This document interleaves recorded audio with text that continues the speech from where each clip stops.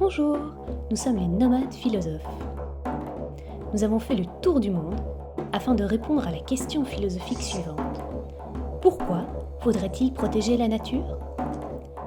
Dans chaque épisode, nous analyserons une réponse possible avec l'aide de philosophes, de penseurs et d'acteurs de terrain. Alors, êtes-vous prêts pour un grand voyage ?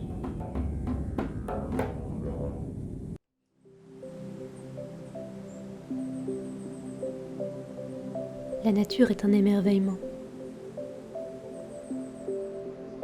Rares sont les personnes insensibles à la beauté d'un coucher de soleil, au bruit de la mer ou à la puissance d'une cascade.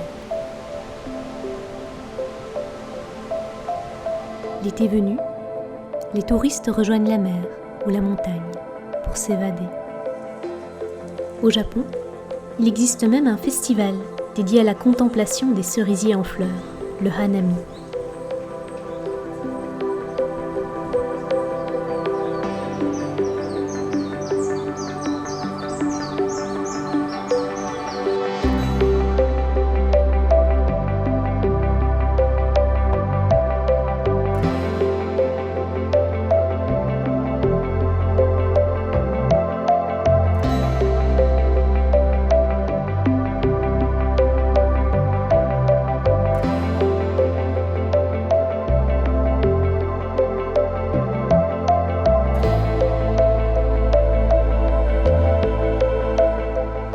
Et si la beauté de la nature était une raison de la protéger ?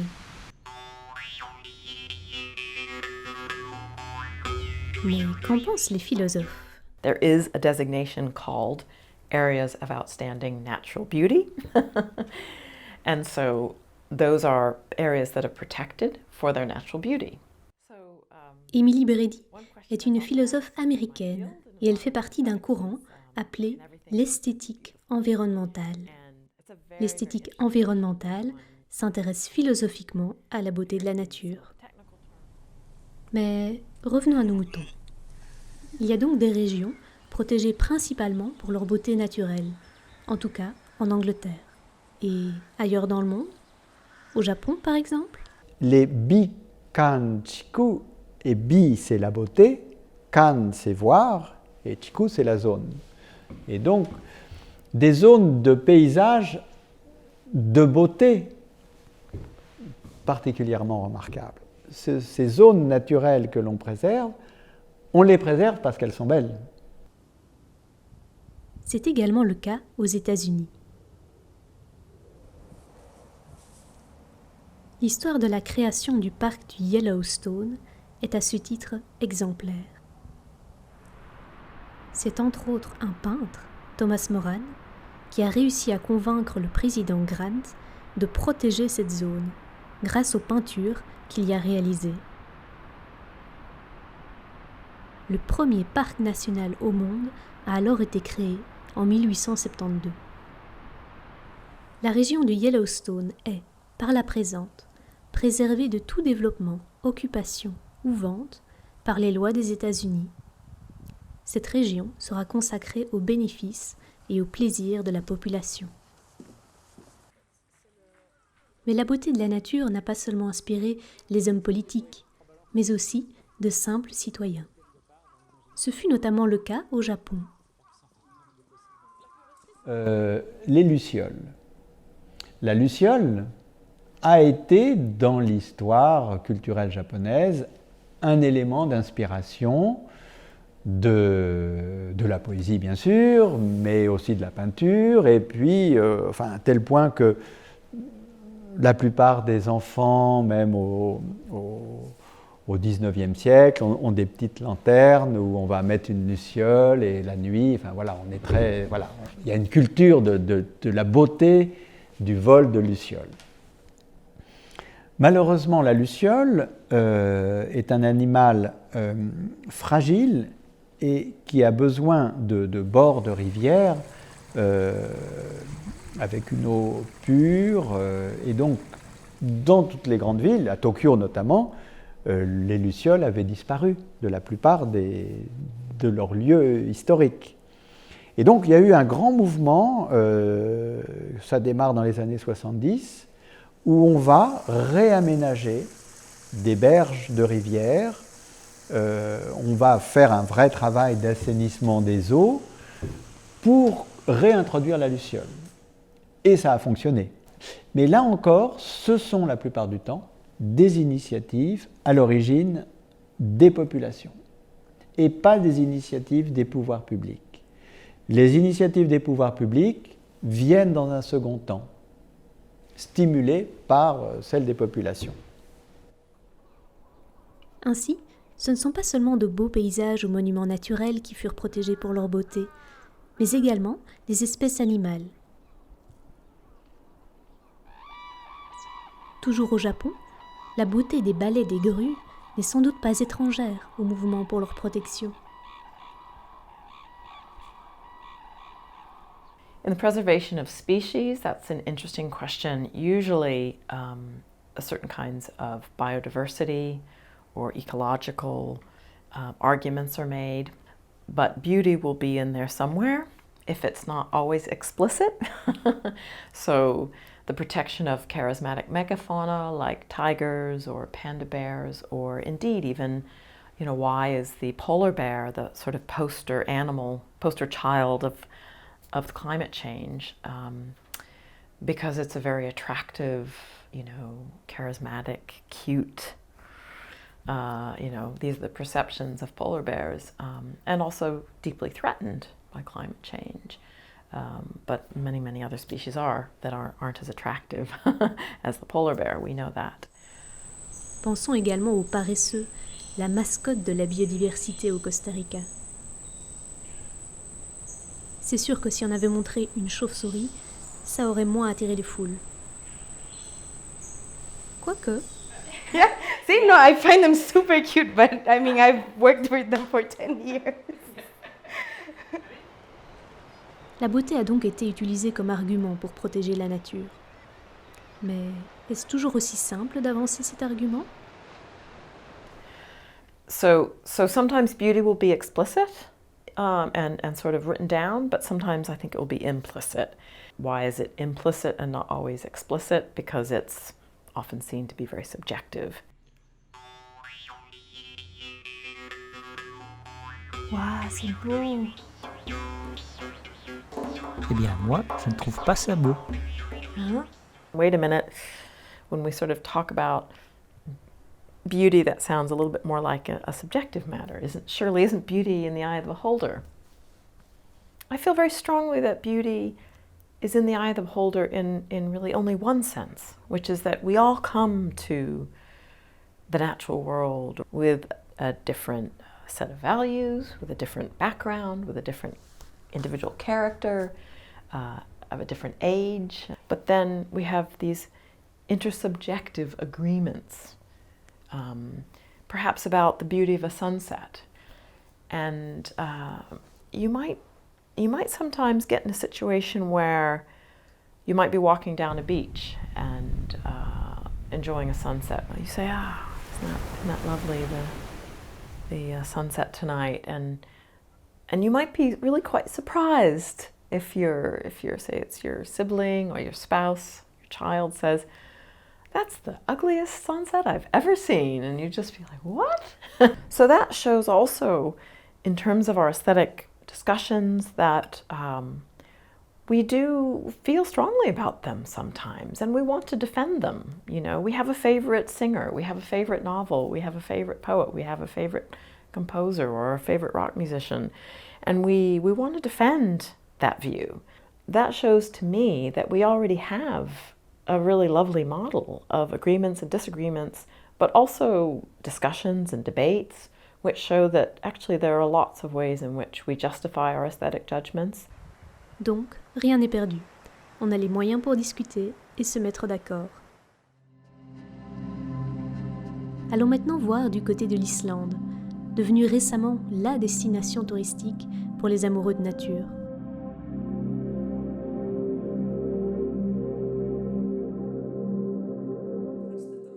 Gudbjörg Johannesdottir est docteur en philosophie à l'université de Reykjavik et a fait sa thèse sur le concept de paysage. I guess we can't be blind to beauty. You know, when we are trying to figure out what can we do with this to survive or to make money or whatever. But when we perceive something in a receptive mode and really in an open way, we can find beauty everywhere. Ainsi, si on ne pense par exemple qu'à la rentabilité économique d'un endroit, on ne verra pas sa beauté. Outre l'état d'esprit, y a-t-il d'autres conditions pour vivre une expérience esthétique? You need to have the space for yourself to be able to just receive and listen and smell and see and touch and everything.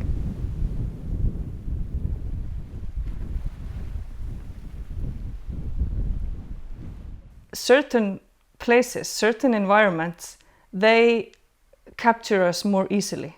And those kind of places are often places that most people find beautiful. You know, like we have a waterfall here in Iceland called Gullfoss. And it is just a common truth that Gullfoss is beautiful. I don't think anyone would say Gullfoss is ugly. It's not a beautiful place. And I think that is perhaps because it is of such a scale, it's a huge waterfall. It's really powerful. It's something that captures your attention. And for me, beauty is this moment where your full sensory attention is captured.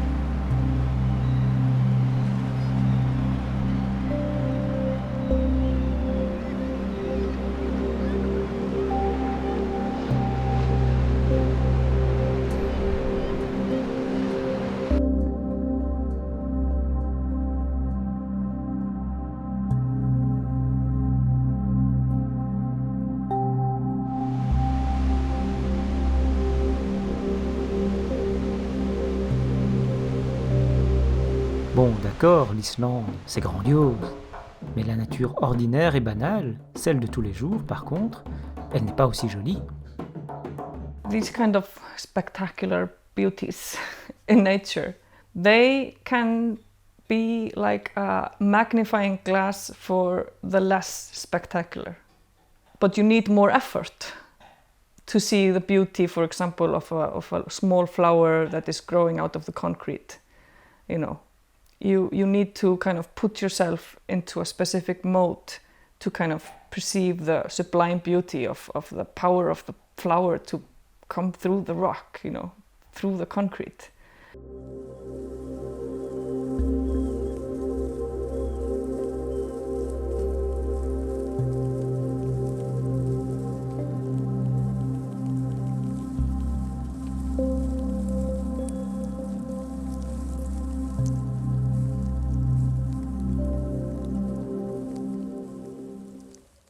We could talk about appreciating an agricultural landscape. So it's not just the national parks and so-called wilderness or wild places, but also rural landscapes, pastoral landscapes, even, you know, the green spaces of various cities, a public park or a community garden. And given that so many people in the world are city dwellers, we really ought not to forget those green spaces. It might just be a tree on the sidewalk, but that in itself could be a whole ecosystem and have a whole sort of a constellation of aesthetic qualities that are worth appreciating. So remembering that those experiences are not just rare, but they are also arguably quite common if we take the time to pay attention.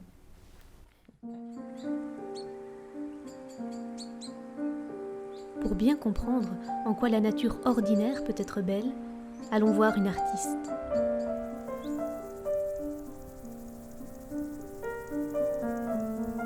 Carole Roboul est une photographe française et son sujet de prédilection est les fleurs.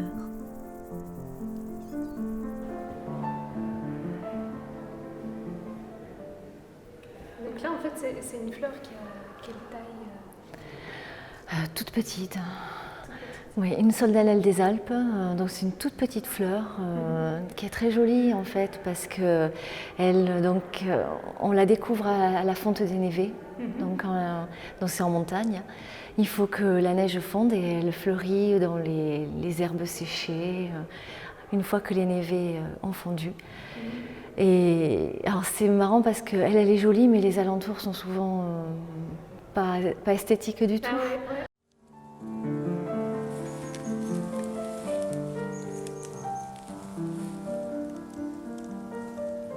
L'appareil est presque souvent posé. Ça permet vraiment en fait de se mettre à la hauteur de la fleur. Donc plus elle est petite et plus il faut être bas. C'est un peu comme un portrait. Comme on ferait le portrait d'un enfant, on ne va pas le photographier de dessus. On va se mettre à sa hauteur, on va se baisser, voire même se mettre plus bas pour donner de l'altitude. C'est la seule façon en fait de mettre en beauté les choses et de les voir sous un œil nouveau. Et quand je rencontre des gens, je leur dis prenez le temps de vous baisser, prenez le temps de vous mettre à la hauteur des fleurs. C'est pas du tout pareil que de les piétiner. On les voit différemment quand on s'allonge dans l'herbe. Voilà, donc il faut s'allonger, prendre le temps. Et quand je vois des fleurs comme ça, je tourne autour, je cherche l'angle sous lequel elles seront les plus belles. Je choisis ça en fonction de la lumière, évidemment, le soleil. Ce qu'il y a autour, les cailloux, les herbes.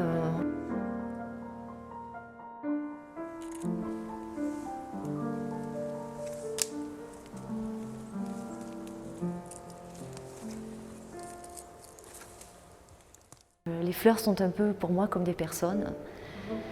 Et donc c'est vrai que d'ailleurs, j'ai commencé la macro avec les papillons, les libellules, et je leur parlais, et j'ai continué avec les fleurs.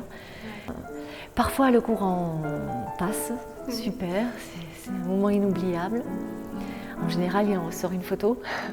Parfois le courant ne passe pas, ça n'accroche pas, la fleur ne m'a rien dit, et je repars déçue. C'est dommage, on n'a pas réussi à discuter.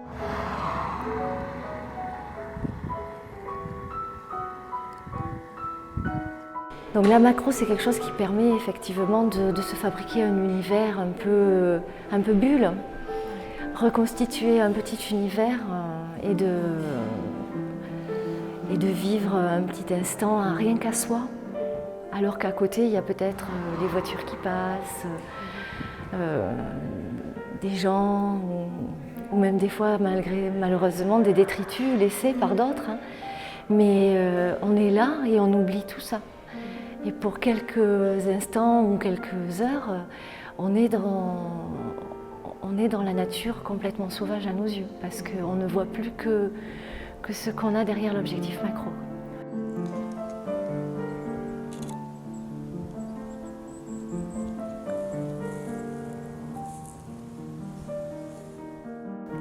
C'est pas représentatif de la réalité, une photo en fait. On ne montre que ce qu'on veut montrer, on cache le reste. Mais moi, c'est ce que j'ai vu quand même. Avec mon cœur, c'est ce que j'ai vu. Voilà. Je savais pas voir avant en fait. Mais maintenant, les fleurs, voilà, j'ai appris à les voir.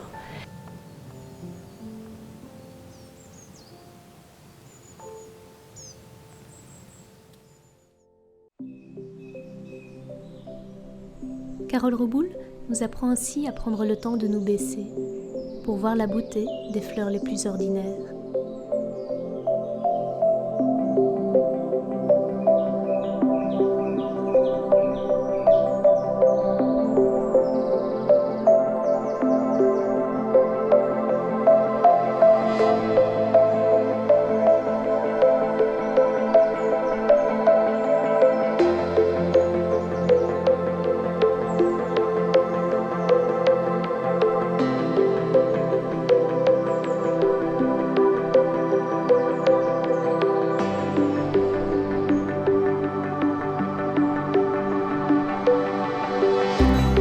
C'est vrai que les fleurs, c'est plutôt joli.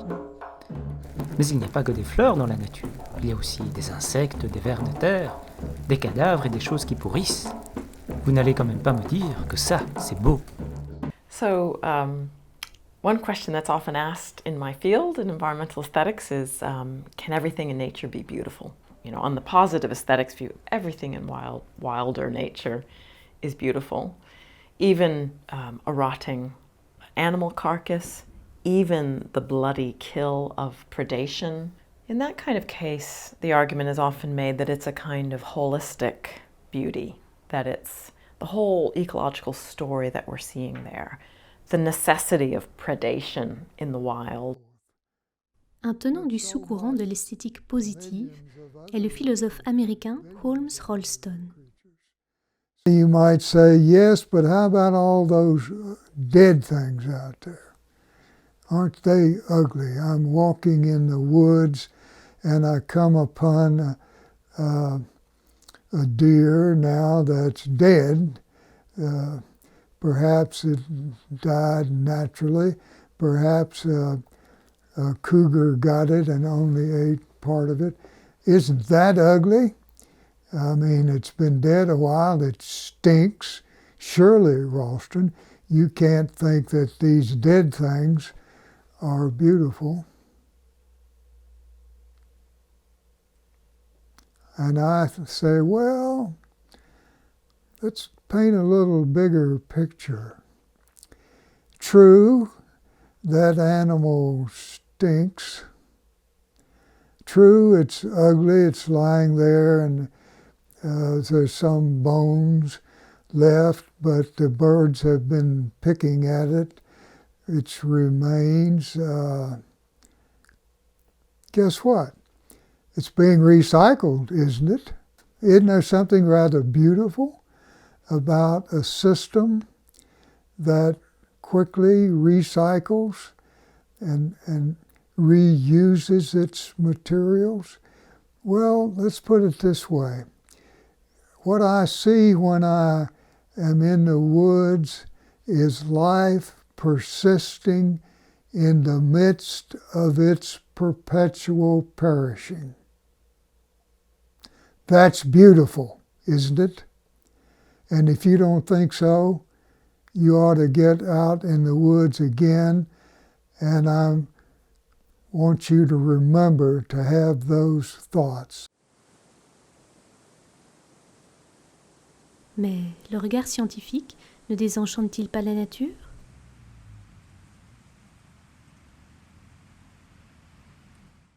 My old advisor, the one I did my master's with, said that at the end, scientists are like kids with a lot of questions. No? So we're never losing the wonder about everything we see. So when we walk in on a forest, it's like, why that plant and not the other? Or why like this and why not like that? So it's something that I think scientists really have that. No, we're describing and explaining scientifically a lot of things, and then we probably make it sound boring sometimes, but at the end we're always wondering about things. But I have a different view on this question, and my answer is that while we can recognize some cases of that, that's more almost like that kind of holistic beauty is more almost a kind of scientific story. It's a bigger story. I think that we have to sort of look more closely at elements of it and sort of, in a sense, allow for the diversity of experiences people may have, that we may really feel quite disgusted. You might not come upon a rotting carcass and say, what a beautiful thing. I understand the cycle of life. Its aesthetic qualities may just be quite unattractive. Bon, tous les philosophes ne sont donc pas d'accord entre eux. Mais la beauté de la nature ne lui serait-elle pas plutôt fatale? Le tourisme de masse, attiré par cette beauté, n'est-il pas en train de la détruire?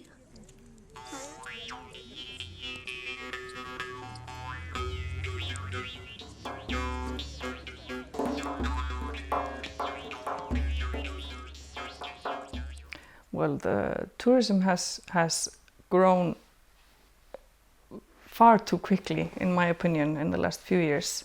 I like that people want to come here, and I think it's people can learn a lot from coming here. But I worry sometimes that people are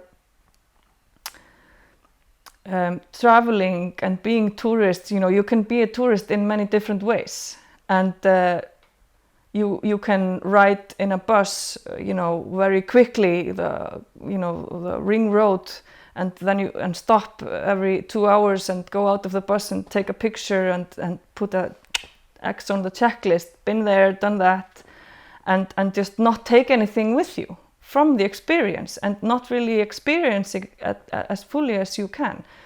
I would like to see more of slow tourism, which does exist here, and educational tourism, where people really come on a journey to learn and to, change their perspectives, even change their lives, just by experiencing something new.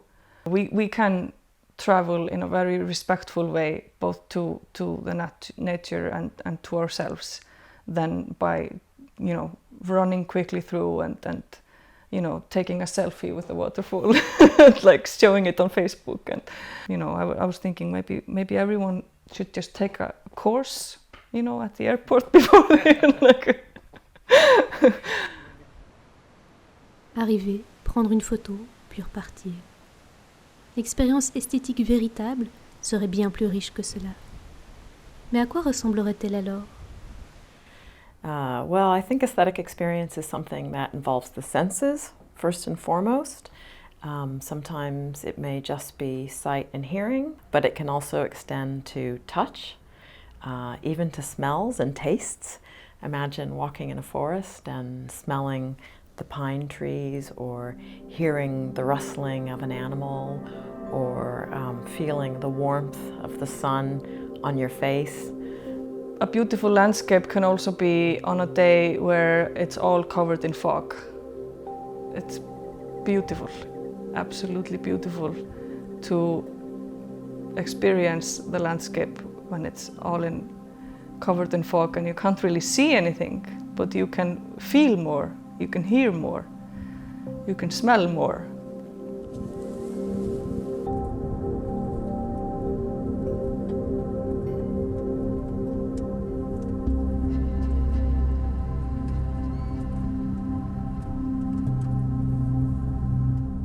And it can be beautiful in total darkness as well. There are so, many other aspects than the visual to our experience of beauty in nature. So I think in terms of how philosophers have thought about the nature of aesthetic experience and the nature of beauty, Normally they would argue that it's more than just a sensation. There's a layer of thought, there's a layer of perhaps emotion, a layer of imagination.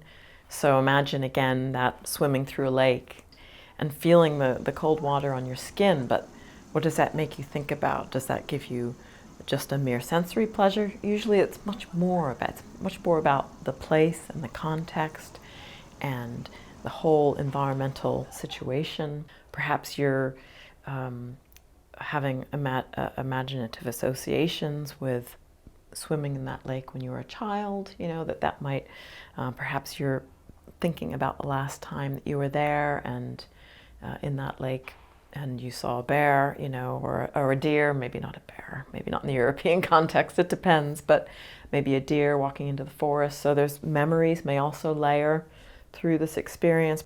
You're hearing a bird, wondering what kind of bird that is, so that's where the knowledge again may come in and out of aesthetic experience.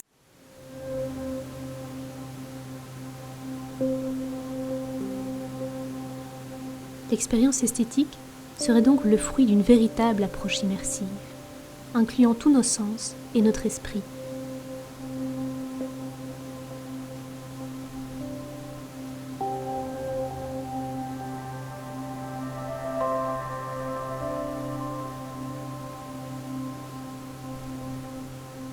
Protéger l'existence de cette expérience, c'est protéger l'existence d'une nature riche et vivante, préserver du tourisme de masse.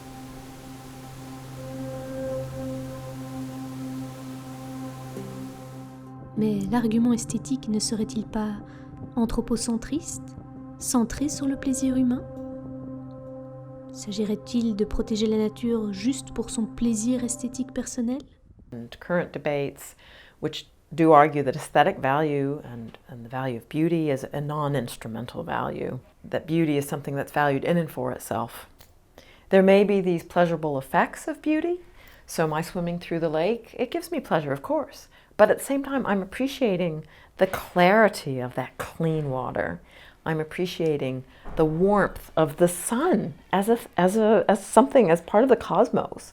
I'm appreciating the sound of a bird. I'm not appreciating that. It's not about me. That's about the song of the bird and the incredible notes that we hear, and the capacity of that bird to sing so beautifully. Just like, you know, if I was appreciating a singer in a music hall, you know, I'm appreciating their voice. It's not about me, you know. When I see a butterfly, I don't ask myself whether I can devour that butterfly, whether it's edible. I don't ask myself whether the butterfly has an important function in maintaining an ecosystem in which my spinach grows. I'm asking myself, what a beauty. The experience of beauty in nature is an experience of an aesthetic value that goes far beyond a merely instrumental value.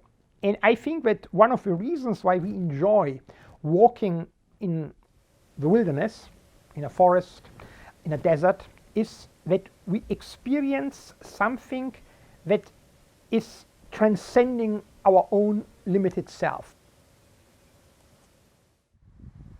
Protéger la nature pour sa beauté, ça ne serait donc pas seulement la protéger pour sa valeur instrumentale, c'est-à-dire la valeur qu'elle a pour nous en tant qu'instrument de plaisir esthétique dans ce cas. Mais aussi, et surtout, c'est la protéger pour sa valeur intrinsèque, la valeur qu'elle a en elle-même, indépendamment de nos intérêts. Mais quels sont les autres avantages de l'argument esthétique? There's not much biodiversity in Iceland. There are not many ecosystems that are just, you know, exploding with life. If you base your decision making on these kind of international agreements on biodiversity or something like that, then you might have places, a lot of places in Iceland that there's no reason to protect or preserve. But the most important value for people here in Iceland, I think, is the value of the landscape. People oppose a road being built through a lava field, not because of all the biodiversity there, which is not very much, you know. It's because of they want to have this place as it is for them to enjoy it. The concept of landscape in preservation, I think it has a really important role, but it has not had the place that it deserves and that it should have. For me, the reason why it's so important is that the landscape is such a holistic concept. Often when we are making decisions about preserving or not preserving nature, we itemize nature. We say, well, there are this number of species that are on a red list, that this is one reason for protecting this place. Then we have another category saying, well, this land is important for economical reasons, for making money from tourists, or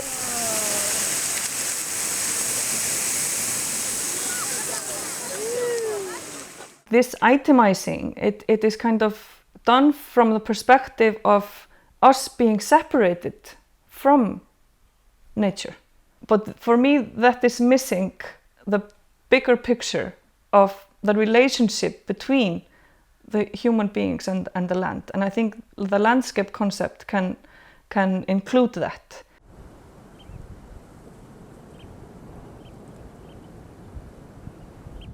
Often these decisions about preservations are made by specialists in some offices.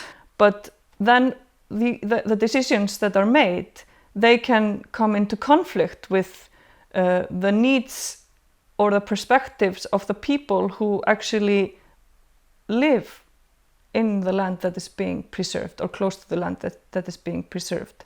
And so there can become conflicts. So I think the landscape concept is also really important because it allows us to think about environmental decision making in a more participatory manner. Dealing with these conflicts by coming together and listening, really listening to each other's views, I think will make for a better decision. And it will also make people feel better about the decision.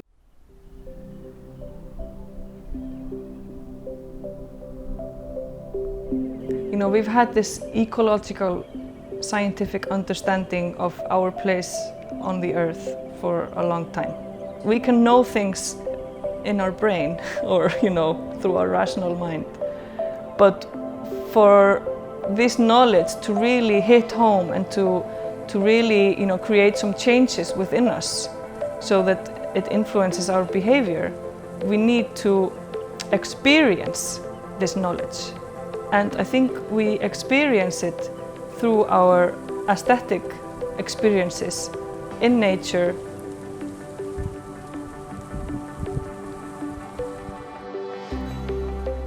Nous sommes également persuadés que l'argument esthétique vaut vraiment la peine d'être mieux considéré. Et vous en pensez quoi ?